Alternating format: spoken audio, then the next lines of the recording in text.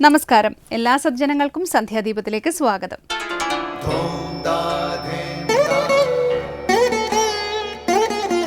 ശുഭം ഭവതു കല്യാണമായുസാരോഗ്യവർദ്ധനം സർവദുഃഖ വിനാശായ സന്ധ്യാദീപം നമോസ്തുതേ. നാമം ജപായനം പുണ്യം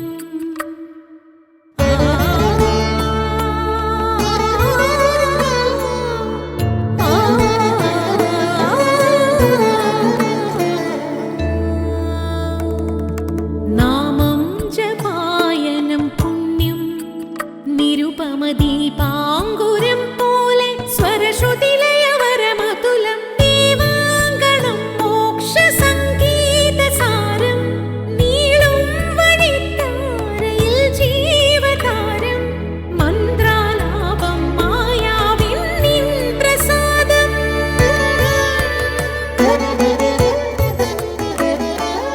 ഇരുൾ നീങ്ങിയുണരുന്ന തെളിനാളദീപം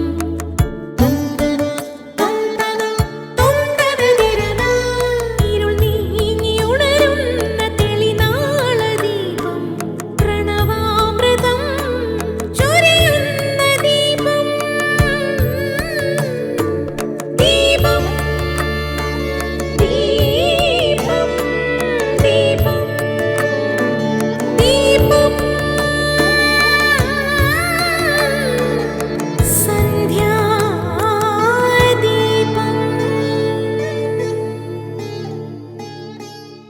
ഗൃഹസ്ഥരായ ഭക്തർ പ്രത്യേക വ്രതങ്ങൾ അനുഷ്ഠിക്കണമെന്ന് ആചാര്യന്മാർ നമ്മളെ എപ്പോഴും ഓർമ്മപ്പെടുത്തുന്നു. ഉദാഹരണത്തിന് ഏകാദശി, ശിവരാത്രി, നവരാത്രി തുടങ്ങിയവ അവനവൻ്റെ സ്ഥിതിക്കനുസരിച്ച് പാലിക്കണം. അതുപോലെ തീർത്ഥാടനങ്ങൾക്കും പ്രാധാന്യമുണ്ട്. മനഃശുദ്ധിക്കായി പുണ്യസ്ഥലങ്ങളിൽ ഈശ്വര വിചാരത്തോടുകൂടി ചെയ്യുന്ന അടനം അഥവാ യാത്രയാണ് തീർത്ഥാടനം. ഈശ്വര സാക്ഷാത്കാര സമ്പന്നരും വിജ്ഞാനികളും പരാഭക്തരുമായ യോഗീശ്വരരാണ് ശരിയായ തീർത്ഥങ്ങൾ. അതുപോലെ ഈശ്വര മഹിമ ഏതൊരാൾക്കും എളുപ്പത്തിൽ അനുഭൂതമാകുന്ന പവിത്ര ദേശങ്ങളും തീർത്ഥസ്ഥലങ്ങളായി മാനിക്കപ്പെടുന്നു. പുരാണേതിഹാസ സംബന്ധികളോ മഹജ്ജന സന്നിധികളോ ഒക്കെയാണ് മിക്ക തീർത്ഥാടന കേന്ദ്രങ്ങളും. അസംഖ്യം തീർത്ഥാടന കേന്ദ്രങ്ങൾ നമുക്കുണ്ട്. അവയിൽ ചില പ്രധാനപ്പെട്ട തീർത്ഥാടന കേന്ദ്രങ്ങളാണ് ദ്വാരക, ബദരീനാഥം, ജഗന്നാഥപുരി, രാമേശ്വരം തുടങ്ങിയ ചതുർധാമങ്ങൾ. സപ്തമോക്ഷപുരികളായ അയോധ്യ, മധുര, കാശി, കാഞ്ചി, ഹരിദ്വാരം, ഉജ്ജയിൻ, അമരാവതി എന്നിവ സനാതനധർമ്മികൾക്ക് ശ്രേഷ്ഠമാണ്. അതുപോലെ ദ്വാദശി ജ്യോതിർലിംഗങ്ങളും സപ്തതീർത്ഥ നദികളും ഏറെ പ്രധാനപ്പെട്ടതാണ്.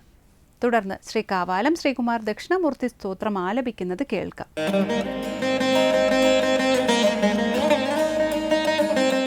ഭൂരംഭാംസ്യനലോനിലോംബരമഹർ നാഥോ ഹിമാംശുഃ പുമാൻ ഇത്യാഭാതി ചരാചരാത്മകമിദം യസ്യൈവ മൂർത്യഷ്ടകം നാന്യത് കിഞ്ചന വിദ്യത്തെ വിമൃശതാം യസ്മാത് പരസ്മാത് വിഭോഃ തസ്മൈ ശ്രീ ഗുരുമൂർത്തയേ നമ ഇദം ശ്രീ ദക്ഷിണാമൂർത്തയേ.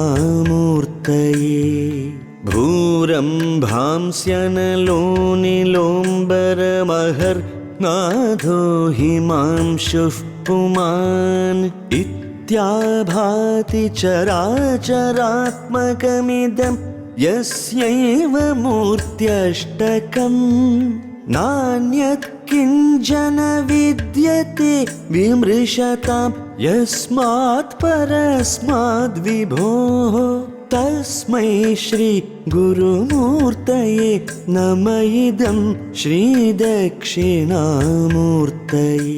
അടുത്തതായി ശങ്കര സ്തോത്രാമൃതം. വിമർശനം ചെയ്യുക അല്ലെങ്കിൽ വിചാരം ചെയ്യുക എന്നത് അന്ധകരണത്തിൻ്റെ വ്യാപാരമാണ്. ശ്രുതി, ശ്രവണം, മനനം എന്ന ക്രമത്തിൽ വിമർശനം ചെയ്യുന്നവർക്ക് ഒന്ന് മനസ്സിലാകുന്നു: പ്രപഞ്ചത്തെ 8 മൂർത്തിയായിട്ടൊന്നും പറയേണ്ട ആവശ്യമില്ല എന്ന്. അങ്ങനെ സൂക്ഷ്മമായി ചിന്തിക്കുമ്പോൾ പരമമായ വിഭുവിൽ നിന്ന് അന്യമായി ഒന്നുമില്ല എന്നറിയുന്നു. ശ്രീ ശങ്കരാചാര്യ രചിച്ച ദക്ഷിണാമൂർത്തി സ്തോത്രത്തിൽ പറയുന്ന ഈ ഭാഗമാണ് ഇന്ന് ശങ്കര സ്തോത്രാമൃതത്തിൽ സ്വാമി ചിദാനന്ദപുരി വ്യാഖ്യാനിക്കുന്നത്.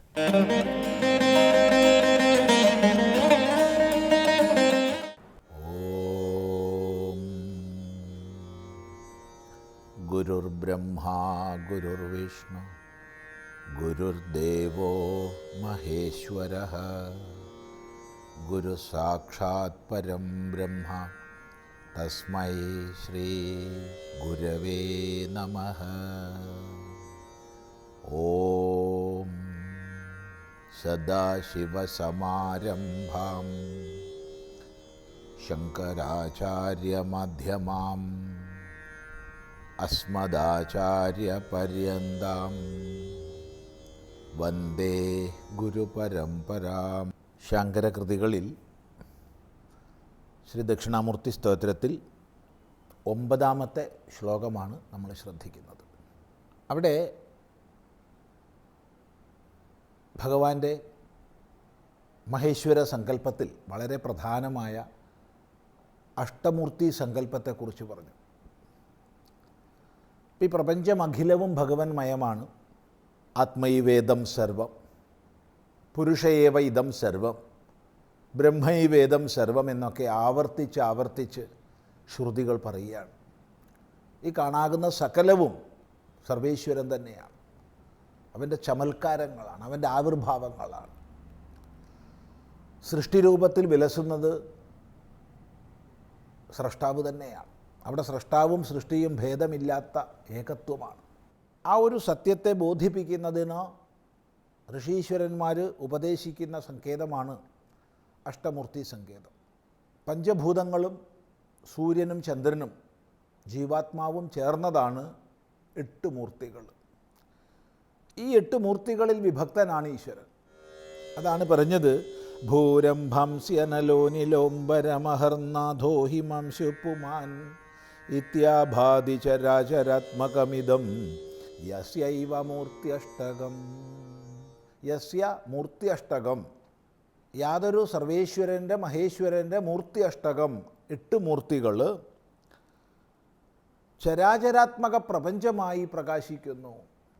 ചരാചരാത്മക പ്രപഞ്ചമായി ചരങ്ങളും അചരങ്ങളും ചലിക്കുന്നവയും ചലിക്കാത്തവയും ഒക്കെയായ സകല ജീവരാശികളും സകല പ്രകടിത ഭാവങ്ങളും ചേർന്ന ഈ ജഗത്ത് വാസ്തവത്തിൽ ഭഗവാന്റെ അഷ്ടമൂർത്തിയാണ്. കാരണം പഞ്ചഭൂതങ്ങളും സൂര്യചന്ദ്രന്മാരും ജീവാത്മാവും, ഇതിൽ നിന്ന് ഭിന്നമായി അന്യമായി മറ്റൊന്നില്ല. അപ്പോൾ ഇങ്ങനെ 8 മൂർത്തികളായി പ്രപഞ്ചത്തെ നോക്കിക്കാണുന്നു. അതേ സമയത്ത് പറയുകയാണ്, നാന്യത് കിഞ്ചന വിദ്യതേ വിമൃശതാം യസ്മാത് പരസ്മാത് വിഭോ. അപ്പോൾ ഈ പ്രപഞ്ചം മുഴുവൻ അഷ്ടമൂർത്തിയാണെന്ന് പറഞ്ഞു. എന്നാൽ അങ്ങനെ തരംതിരിക്കേണ്ട വല്ല ആവശ്യമുണ്ടോ? ഇല്ല പറയുകയാണ്. കാരണം വിമൃശതാം, വിമർശം ചെയ്യുന്നവർക്ക് എന്താണ് ഈ പ്രപഞ്ചം, അഥവാ എന്താണ് ഈശ്വര സ്വരൂപം, ഈ തത്വത്തെക്കുറിച്ച് വിമർശം ചെയ്യുന്നവർക്ക്, അന്വേഷണം ചെയ്യുന്നവർക്ക്, വിചാരം ചെയ്യുന്നവർക്ക് പരസ്മാത് വിഭോഹോ അന്യത് കിഞ്ചന ന വിദ്യതേ. പരമേശ്വരനിൽ നിന്ന് ഭിന്നമായിട്ട് ഒന്നും തന്നെ ഇല്ല.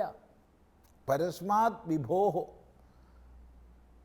പരമേശ്വരനിൽ നിന്ന് അന്യമായി, കിഞ്ചന ന വിദ്യതേ, ഒന്നും തന്നെ ഇല്ല. ആർക്ക്? വിമർശത, വിമർശം ചെയ്യുന്നവർക്ക്. വിമർശം ചെയ്യാത്തവർക്കെല്ലാം ഭിന്നങ്ങളാണ്. അതൊന്ന് വേറെ, ഇതൊന്ന് വേറെ, ഒന്നുപോലില്ല ഒന്ന്. അതാണ് വിമർശം ചെയ്യാത്തവർക്ക്. അതായത് പ്രത്യക്ഷമായി കാണുന്നത് മാത്രം നിരൂപണം ചെയ്യുന്നവർക്ക്. എന്നാൽ എന്താണ് ഇതിൻ്റെ സ്വരൂപമെന്ന് വിമർശം ചെയ്യുന്നവർക്ക് ഈശ്വര ഭിന്നമായിട്ടൊന്നില്ല. അവിടെ ഈശ്വരനെ സൂചിപ്പിക്കുന്ന ശബ്ദം വിഭു ശബ്ദമാണ്. വിഭു, പരസ്മാത് വിഭോഹോ, വിഭോഹോ, വിഭുവിൽ നിന്ന് ഭിന്നമായി ഒന്നില്ല. വിശേഷേണ ഭവിക്കുന്നവനാണ് വിഭു. വിവിധമായതിനെ ഭവിപ്പിക്കുന്നവനാണ് വിഭു. ഈ സന്ദർഭത്തിൽ ഏറ്റവും യുക്തമായ പദം അതാണ്. ഇപ്പോൾ വിശേഷമായി ഭവിക്കുന്നവൻ, വിശിഷ്ടങ്ങളായവയെ ഭവിപ്പിക്കുന്നവൻ എന്ന് പറയുമ്പോൾ എല്ലാമായി തീർന്നിട്ടുള്ളത് അവൻ തന്നെ, എല്ലാത്തിനെയും പ്രകടമാക്കുന്നതും അവൻ തന്നെ. അങ്ങനെയുള്ള പരമനായ ഇന്ദ്രിയങ്ങൾക്കും മനസ്സിനും ബുദ്ധിക്കും പ്രമാണപ്രമേയ വ്യവഹാരങ്ങൾക്കും എല്ലാം ഉപരിയുള്ള ആ വിഭുവിൽ നിന്ന് ഭിന്നമായിട്ട് ഒന്നുമില്ല. പിന്നെ എന്തിനാ അഷ്ടമൂർത്തി എന്നൊക്കെ പറയുന്നേ? ഒരാവശ്യമില്ല. അപ്പോൾ ഒരു തലത്തിൽ നിന്ന് നമ്മൾ നോക്കുമ്പോൾ ഈ പ്രപഞ്ചമഖിലവും അഷ്ടമൂർത്തിയാണ്. മറ്റൊരു തലത്തിൽ പറയുമ്പോൾ അങ്ങനെ 8 മൂർത്തിയായി വിഭജിക്കേണ്ട ആവശ്യമേ ഇല്ല. കാരണം എല്ലാം ഭഗവാനാണ്. എന്തുണ്ടെന്ന് പറയപ്പെടുന്നുണ്ടോ അതിന് മുഴുവൻ ഉണ്മയെ നൽകുന്നത് ഏകസത്യമാണ്. അപ്പോൾ ഈശ്വര ഭിന്നമായിട്ടൊന്നില്ല. ഇതാണ് പ്രഖ്യാപനം. ഭഗവത്ഗീതയിൽ നമുക്കൊരിടത്ത് പഠിക്കാം, ഏതേത് ഭാവങ്ങളിൽ ഭഗവത് തത്വം വിചാരം ചെയ്യപ്പെടണം, കേഷു കേഷു ച ഭാവേഷു ചിന്തിയോസി ഭഗവന്മയ എന്നുള്ള ചോദ്യത്തിന് മറുപടിയായിട്ട് വളരെ വിസ്തൃതമായി വിഭൂതി ഉപദേശം ചെയ്യും ഭഗവാൻ. ഏതേത് ഭാവങ്ങളിൽ, വിശിഷ്ടങ്ങളായ ഭാവങ്ങളിൽ ഭഗവാൻ ചിന്തിക്കപ്പെടാം എന്ന്. അങ്ങനെ വിസ്തൃതമായി അനേക വിഭൂതികളെ പറഞ്ഞ ശേഷം ഒടുവിൽ പറയുകയാണ്, അഥവാ ബഹുനൈതേന കിം ജ്ഞാതേന തവർജുന വിഷ്ടഭ്യാഹമിദം കൃത്സ്നം ഏകാംശേന സ്ഥിതോ ജഗത്. അല്ലേ അർജുന, ഇങ്ങനെ വിസ്തൃതമായി ഞാൻ പറഞ്ഞ് നീ അറിഞ്ഞിട്ട് എന്ത് പ്രയോജനം? ഒന്ന് മാത്രം പറയാം, എൻ്റെ ചെറിയൊരംശം കൊണ്ട് ഈ പ്രപഞ്ചം അഖിലവുമായി ഞാൻ തീർന്നിരിക്കുകയാണ്. അഖിലവുമായി. വിഷ്ടഭ്യാഹമിദം കൃത്സ്നം ഏകാംശേന സ്ഥിതോ ജഗത്. ചെറിയൊരംശം കൊണ്ട് ഈ പ്രപഞ്ചം അഖിലവും വ്യാപിച്ച് ഞാൻ നിലകൊള്ളുകയാണ് എന്ന് പറയുമ്പോൾ ഈശ്വര ഭിന്നമായിട്ടൊന്നില്ല. അതാണ് പുരുഷ ഏവ ഇദം സർവം എന്നെല്ലാം ശ്രുതി പ്രഖ്യാപിക്കുന്നത്. ആ ഈശ്വര ഭിന്നമായിട്ടൊന്നില്ല എന്ന തിരിച്ചറിവിൽ പറയുകയാണ്, തസ്മൈ ശ്രീ ഗുരുമൂർത്തയെ നമ ഇദം ശ്രീ ദക്ഷിണാമൂർത്തയെ. ഇങ്ങനെയാണ് ശ്രീ ദക്ഷിണാമൂർത്തി സ്തോത്രത്തിലെ 9ാമത്തെ ശ്ലോകം. വാസ്തവത്തിൽ ഇതോടുകൂടി സ്തോത്രഭാഗം കഴിഞ്ഞു. ഇനി അടുത്തത് ഫലശ്രുതിയാണ്. അത് നമുക്ക് അടുത്ത പ്രാവശ്യം ശ്രദ്ധിക്കാം.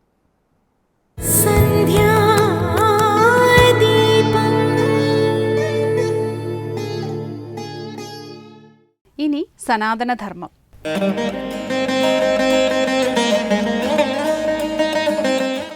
ഓം അമൃതേശ്വരേ നമഃ. കുറച്ച് മാസങ്ങൾക്ക് മുമ്പ് ഭജനകൾക്ക് ശേഷം അമ്മ ആശ്രമത്തിലെ ഒരു കുഞ്ഞുമോനോട് സംസാരിക്കുകയായിരുന്നു. അവൻ മൈക്കെടുത്ത് ഇങ്ങനെ പറഞ്ഞു, അമ്മേ, പണ്ട് കാലത്തെ ആളുകളുടെ കയ്യിൽ കൊട ഉണ്ടായിരുന്നില്ല. അത് കാരണം വലിയ ഇലകളാണ് അവർ ഉപയോഗിച്ചിരുന്നത്. അമ്മ ചോദിച്ചു, ആണോ മോനെ? അപ്പോൾ ആ കുഞ്ഞുമോൻ പറഞ്ഞു, അതെ അമ്മേ, ശരിക്കും. അമ്മ ചോദിച്ചു, മോൻ അറിയോ നമ്മുടെ ഉള്ളിൽ ഒരു കൊട ഉണ്ടെന്ന്? അതാണ് യഥാർത്ഥ കൊട, നമുക്ക് സംരക്ഷണവും സുരക്ഷയും നൽകുന്ന കൊട. പക്ഷേ അത് തുറക്കണമെങ്കിൽ നമുക്കൊരു ബട്ടൺ പ്രസ് ചെയ്യണം. നമ്മുടെ അഹങ്കാരമാകുന്ന ബട്ടൺ അമർത്തിയാലേ ആ കൊട തുറക്കുകയുള്ളൂ. 4 വയസ്സുള്ള ഒരു കുഞ്ഞിനോട് അമ്മ പറഞ്ഞ വളരെ ലളിതമായ വാക്കുകളിൽ നമുക്ക് വളരെ ആഴത്തിലുള്ള ഒരു പാഠമുണ്ട്. നമ്മുടെ ഉള്ളിലുള്ള കൊട ഉണ്ടല്ലോ, അത് കൃപയാകുന്ന കൊടയാണ്. പക്ഷേ നമ്മുടെ അഹങ്കാരം നമ്മോട് പറയും, എൻ്റെ ജീവിതം എൻ്റെ കൈകളിലാണ്, ഞാൻ നിശ്ചയിക്കുന്ന പോലെയാണ് എൻ്റെ ജീവിതം മുന്നോട്ട് പോകുന്നത്, എനിക്കറിയാം എങ്ങനെ ജീവിക്കണം, എങ്ങനെ സമ്പാദിക്കണം എന്നെല്ലാം. എന്നെ ആരും ഒന്നും പഠിപ്പിക്കാൻ വരണ്ട. ഞാൻ എന്നുള്ള ആ ഒരു ഭാവം, എൻ്റെ കയ്യിൽ ഒതുങ്ങുന്നതാണ് ഈ ലോകമെന്നുള്ള ഭാവം, ഈശ്വരൻ്റെ കൃപയ്ക്ക് തടയായി നിൽക്കുന്നു. നമ്മുടെ ആ അഹങ്കാരത്തിനെ ഒന്നൊതുക്കിയാൽ, ജീവിതത്തിൻ്റെ കടിഞ്ഞാൻ ഈശ്വരൻ്റെ കൈകളിലേക്ക് നൽകിയാൽ, അതാണ് അമ്മ പറയുന്നത്, അഹങ്കാരമാകുന്ന ബട്ടൺ അമക്കിയാലേ കൃപയാകുന്ന കൊട തുറക്കുകയുള്ളൂ എന്ന്. അമ്മ പറയുന്നു, ഈശ്വരന് പക്ഷഭേദമില്ല. എല്ലാ അതിർവരമ്പുകൾക്കും എല്ലാ വ്യത്യാസങ്ങൾക്കും അപ്പുറമാണ് ഈശ്വരൻ. എല്ലാവരിലും ഒരു പോലെ കൃപ വർഷിക്കുന്ന ശക്തിയാണ് ഈശ്വരൻ. നമുക്ക് നമ്മുടെ തല താഴ്ത്തി ശരണാഗതി അടയുവാൻ സാധിക്കുമെങ്കിൽ ഈശ്വരനിൽ ഉറച്ച വിശ്വാസമുണ്ടെങ്കിൽ തീർച്ചയായിട്ടും ഈശ്വരൻ്റെ കൃപ നമ്മളിലേക്ക് ഒഴുകിയെത്തും. അങ്ങനെയാകുമ്പോൾ നമ്മുടെ ജീവിതത്തിൽ സമാധാനവും സംതൃപ്തിയും നിറഞ്ഞു നിൽക്കും. സന്തോഷത്തിലും സങ്കടത്തിലും, വിജയത്തിലും തോൽവിയിലും, നഷ്ടത്തിലും ലാഭത്തിലും നമുക്ക് ഒരു സമചിത്തത വരും. എൻ്റെ ഒരു സുഹൃത്തിൻ്റെ കഥ ഞാനൊന്ന് പറയട്ടെ. അനിത, അതാണ് അവളുടെ പേര്. അവൾ US-ൽ ഡോക്ടറായ ഭർത്താവും 2 കുഞ്ഞുമക്കളുമായി ജീവിക്കുകയായിരുന്നു. എല്ലാ വർഷവും അമ്മയെ കാണാൻ വരും. അമ്മ US-ൽ പോകുമ്പോൾ ഒരു വർഷം അമ്മ അനിതയോടും ഭർത്താവിനോടും പറഞ്ഞു, നിങ്ങൾ ഇന്ത്യയിലേക്ക് മാറണമെന്ന് അമ്മയ്ക്ക് തോന്നുന്നുവെന്ന്. അമ്മയുടെ ഈ വാക്കുകൾ അവർ തീരെ പ്രതീക്ഷിക്കാത്തതായിരുന്നു. അവർക്ക് US-ലെ ജീവിതം വലിയ ഇഷ്ടമായിരുന്നു. പക്ഷേ അമ്മയിലുള്ള അവരുടെ വിശ്വാസം, അമ്മയോടുള്ള അവരുടെ ശരണാഗതി കാരണം അവരുടെ സംശയങ്ങളും ഭയങ്ങളും എല്ലാം മാറ്റിവെച്ച് അമേരിക്കയിലെ ആഡംബരം നിറഞ്ഞ ജീവിതം ഉപേക്ഷിച്ച് ഭാരതത്തിലേക്ക് വരാൻ അവർ തയ്യാറായി. ആശ്രമത്തിലെ ഒരു കൊച്ചുമുറിയിൽ ജീവിക്കുവാൻ അവർ പഠിച്ചു. അങ്ങനെ 2-3 വർഷം കഴിഞ്ഞപ്പോൾ അനിതയുടെ ലോകം തലക്കീഴായി മറഞ്ഞു. കാരണം അവൾക്ക് സ്തനാർബുദം ഉണ്ടെന്ന് കണ്ടെത്തി. വളരെ വേഗം അതിക്രമിക്കുന്ന ഒരു ട്യൂമറായിരുന്നു അത്. സർജറിയും 8 റൗണ്ട് കീമോതെറപ്പിയും പിന്നീട് റേഡിയേഷനുമാണ് ഡോക്ടർമാർ നിർദ്ദേശിച്ചത്. അതത്ര എളുപ്പമൊന്നും ആയിരുന്നില്ല. സർജറിക്ക് ശേഷം ഉള്ള രാത്രി അനിത വല്ലാത്ത വേദന അനുഭവിക്കുകയായിരുന്നു. ആ സമയത്ത് ആ വേദനയുടെ അഗാധതയിൽ നമ്മുടെ അമ്മ അനിതയെ ഫോണിൽ വിളിച്ചു. അനിതയോട് 4 വാചകങ്ങൾ പറഞ്ഞു. മോളെ, നീ വിഷമിക്കരുത്, സമയം മാറും, ധൈര്യമായിട്ടിരിക്കൂ, അമ്മ ഉണ്ട് എപ്പോഴും മോളുടെ കൂടെ. അനിത പറഞ്ഞു, ഈ വാക്കുകൾ എനിക്ക് നൽകിയ ആത്മധൈര്യവും വിശ്വാസവും അതിലൂടെ അമ്മ ഒഴുക്കിയ കൃപയും എൻ്റെ വേദനയെ തരണം ചെയ്യുവാനുള്ള ശക്തി എനിക്ക് നൽകി. അതിലും അപ്പുറം ഈ ഒരു പ്രതിസന്ധിയെ അംഗീകരിക്കുവാനും സാധിച്ചു. അമ്മയുടെ ആശുപത്രിയിൽ അമ്മയുടെ സുന്ദരമായ മുഖത്തിന് എൻ്റെ മുറിയുടെ ചുമരിൽ കണ്ടുകൊണ്ട് എല്ലാ വേദനയും സഹിച്ച് ഞാൻ ചികിത്സ തുടർന്നു. എനിക്ക് കീമോതെറപ്പി നൽകിയിരുന്ന നഴ്സുമാരിൽ സ്നേഹവും കാരുണ്യവും നിറഞ്ഞിരുന്നു. അനിതയും ഭർത്താവും 2 പേരും പറയുന്നു, ഈ അസുഖം US-ൽ വെച്ചായിരുന്നു വന്നിരുന്നതെങ്കിൽ എന്തൊരു തലവേദന ആയിരുന്നേനെന്ന്. ഭർത്താവിന് ജോലിക്ക് പോകാതെ പറ്റില്ല. കാരണം ജോലിയിൽ നിന്ന് മാറി ലീവ് എടുത്താൽ അവരുടെ ഹെൽത്ത് ഇൻഷുറൻസ് ഇല്ലാതെയാകും. പിന്നെ ആ സമയത്ത് കോവിഡിൻ്റെ ഉച്ചകോടിയാണ്. ഡോക്ടറാകുമ്പോൾ അദ്ദേഹത്തിന് ജോലി പോകേണ്ടി വരും. റേഡിയേഷൻ, കീമോ എന്നീ ട്രീറ്റ്മെൻറ്റിലിരിക്കുന്ന അനിതയുടെ അടുത്തേക്ക് വരാനും പറ്റില്ല. അവരുടെ മാതാപിതാക്കളും നിസ്സഹായരാകും.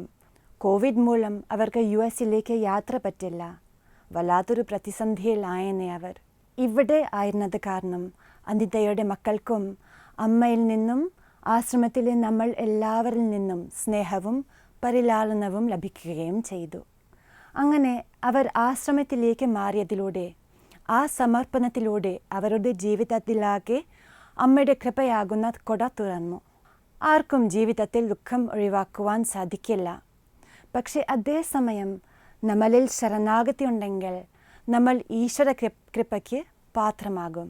വെല്ലുവിളികൾ നേരിടേണ്ടി വരുന്ന നമ്മുടെ ജീവിതത്തിൽ ഈശ്വരൻ്റെ, ഗുരുവിൻ്റെ കൃപ നമ്മെ കാത്തുരക്ഷിക്കും.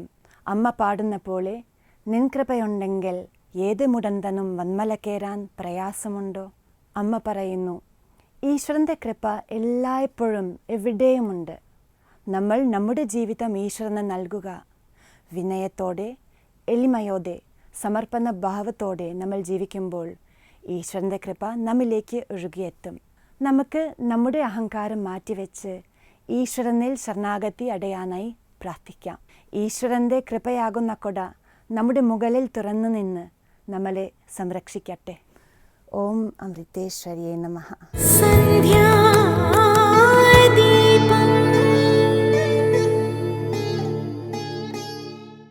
തുടർന്ന് ദീപാരാധനയാണ്. ക്ഷേത്ര സന്നിധിയിലെത്തി മംഗളാരതി തൊഴുത് ഇന്നത്തേക്ക് മടങ്ങാം. എല്ലാവർക്കും നമസ്കാരം.